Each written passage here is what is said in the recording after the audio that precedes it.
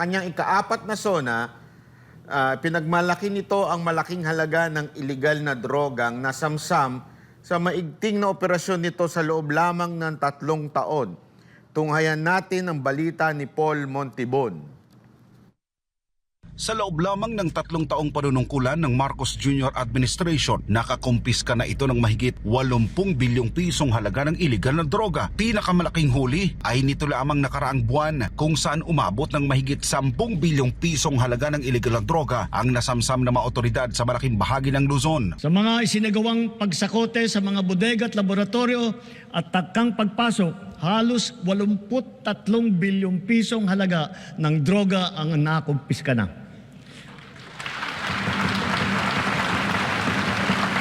Kamakailan lamang, may mga malalaking kargamento na nagkakahalaga ng bilyon-bilyon na nasabat natin sa Zambales, sa Pangasinan, sa Cagayan, Tondo, Muntinlupa, Ilocos Sur, Ilocos Norte, Cebu, Batangas, Rizal at Cavite.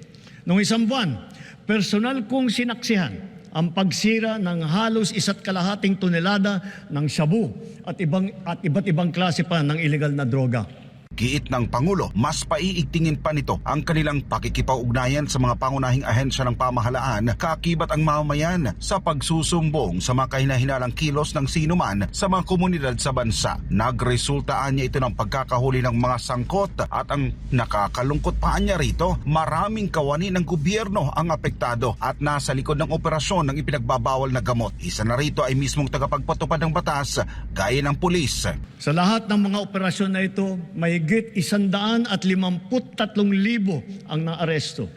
Mahigit 9,000 at 600 sa kanila ay high-value target. Ang pinakamasaklap, mahigit 677 sa kanila ay kawani ng pamahalaan. Mahigit 100 ay halal na opisyal. Mahigit 50 ay pulis. Mula sa nasabing record, ipinagmalaki ng pamahalaan ang kanilang mga pagsisikap na mapagtagumpayan ang hamon ng kriminalidad, partikular na ang problema sa iligal na droga. Sa 3 taon lamang, halos mapantayan na ang kabuuang huli ng nakaraang administrasyon.